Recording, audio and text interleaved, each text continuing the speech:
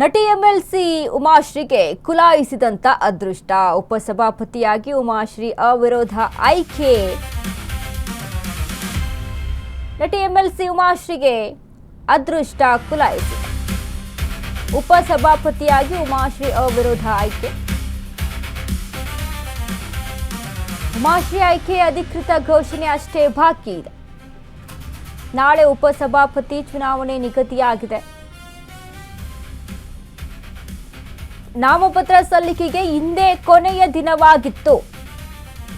ಉಪಸಭಾಪತಿ ಸ್ಥಾನಕ್ಕೆ ಕಾಂಗ್ರೆಸ್ನ ಉಮಾಶ್ರೀ ಸ್ಪರ್ಧೆ ಮಾಡಿದ.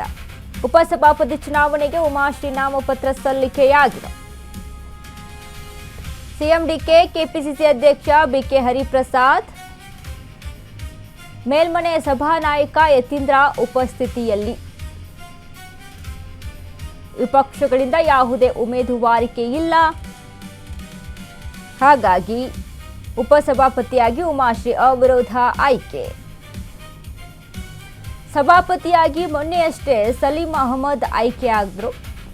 ಇದೀಗ ಉಪಸಭಾಪತಿಯಾಗಿ ನಟಿ ಉಮಾಶ್ರೀಯ ಆಯ್ಕೆ.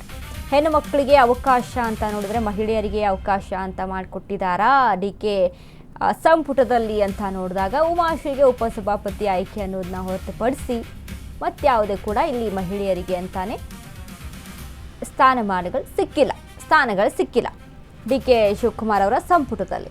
ಮತ್ತೊಂದು ಕಡೆ ಈಗಾಗಲೇ ಈ ಕುರಿತಂತೆ ಚರ್ಚೆ ಕೂಡ ಆಗ್ತಾ ಇತ್ತು. ಯಾಕಂದರೆ ಈಗ ಸಂಪುಟ ವಿಸ್ತರಣೆ ಆದಂಥ ಸಂದರ್ಭದಲ್ಲಿ ಮಹಿಳೆಯರಿಗೂ ಕೂಡ ಅವಕಾಶ ಮಾಡಿಕೊಡ್ಬೇಕಲ್ಲ ಅಂತ. ಯಾಕಂದರೆ ಲಾಸ್ಟಲ್ಲಿ ಏನೆಲ್ಲ ಸಿಕ್ಕಿದಂಥ ಒಂದು ಸ್ಥಾನಕ್ಕೆ ಬದಲಾವಣೆ ಆಗುತ್ತೆ. ಸೊ ಹೀಗಾಗಿ ಇವೆಲ್ಲದರ ಕುರಿತಾಗಿ ಚರ್ಚೆ ಆಗ್ತಿದೆ. ಇದೀಗ ಉಪಸಭಾಪತಿಯಾಗಿ ಅವಿರೋಧ ಆಯ್ಕೆಯಾಗಿ ಉಮಾಶ್ರೀ ಆಯ್ಕೆಯಾಗಿರುವಂಥದ್ದು.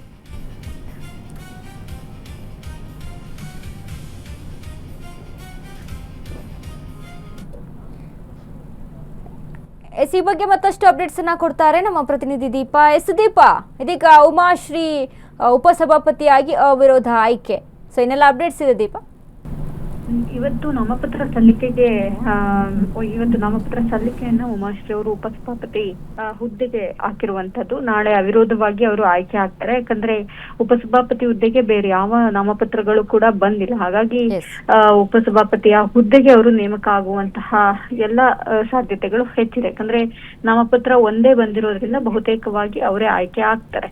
ಇದರ ಜೊತೆಗೆ ಹೈಕಮಾಂಡ್ ನಾಯಕರು ಸಭಾಪತಿ ಮತ್ತು ಉಪಸಭಾಪತಿ, ಸ್ಪೀಕರ್ ಮತ್ತೆ ಡೆಪ್ಯೂಟಿ ಸ್ಪೀಕರ್ ಹೆಸರುಗಳನ್ನ ಯಾವಾಗ ವಿಸ್ತರಣೆ ಅಂದ್ರೆ ಸಚಿವ ಹಂಚಿಕೆ ಮಾಡಿರೋ ಸ್ಥಾನಗಳನ್ನ ಆ ಹೆಸರು ನಮೂದಿಸಿದಂತಹ ಪಟ್ಟಿಯಲ್ಲೇ ಇವು ಅಂದ್ರೆ ಈ 4 ಜನರ ಹೆಸರನ್ನು ಕೂಡ ಮೆನ್ಷನ್ ಮಾಡಿ ಕಳಿಸಿದ್ರು. ಹಾಗಾಗಿ ನಾಳೆ ಈ ಒಂದು ಉಪಸಭಾಪತಿಯ ಹುದ್ದೆಯ ಚುನಾವಣೆ ನಡೆಯಲಿದೆ.